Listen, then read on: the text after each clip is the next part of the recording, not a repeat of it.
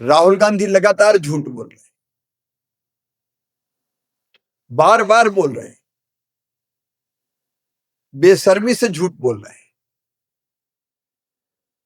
और वीडियो से भी उनका झूठ साफ नजर आता है। झूठ बोलकर किसानों को गुमराह करने की असफल कोशिश कर रहे हैं, देशवासियों के बीच भ्रम पैदा करने की कोशिश कर रहे हैं। लेकिन मैं पूरे दावे के साथ कहता हूं, भारत और अमेरिका के बीच जो समझौता हुआ है उसमें देश के हितों को सर्वोपरि रखा गया है। हमारे एमएसएमई, हमारे स्टार्टअप्स, हमारे किसान, हमारे कारीगर, हमारे मछुआरे, सबके हितों की पूरी तरह से रक्षा की गई है। राहुल गांधी बार बार सेब की बात कर रहे हैं।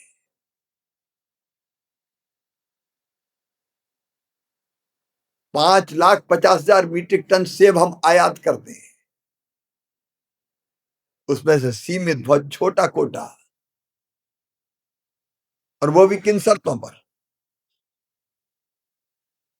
न्यूनतम आयात मूल्य 80 रुपया किलो और उस पर 25 रुपया प्रति किलो शुल्क। मतलब लैंडिंग कास्ट ही 105 रुपया है।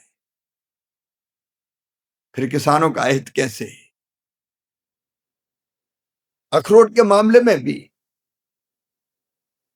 लगातार गुमराह करने की कोशिश हो रही है। पहले से ही भारत 60,000 मीट्रिक टन अखरोट आयात करता रहा है, उसमें से केवल 13,000 का कोटा,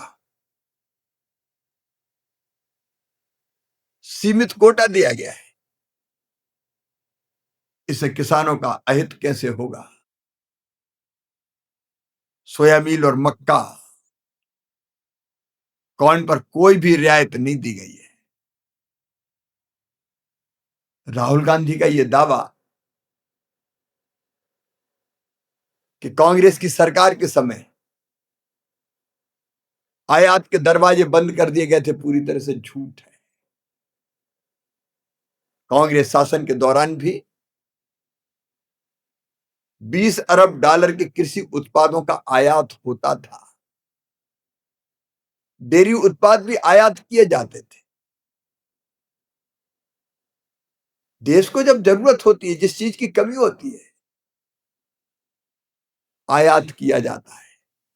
राहुल गांधी को देश को यह बताना चाहिए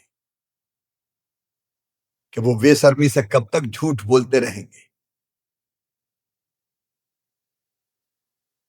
किसानों को गुमराह करने की कब तक कोशिश करते रहेंगे। किसानों के साथ उनका ये व्यवहार बहुत दुखद है और उनकी झूठ की राजनीति का पर्दाफाश हो गया है। प्रधानमंत्री नरेंद्र मोदी जी का हर पल हर क्षण किसान और देश की सेवा के लिए समर्पित है। उन्होंने किसान के कल्याण की अनेकों योजनाएं बना के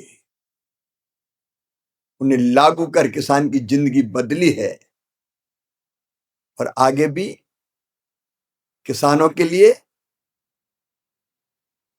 उनके हितों की रक्षा के लिए और आत्मनिर्भर और विकसित भारत बनाने के लिए वे काम करते रहेंगे।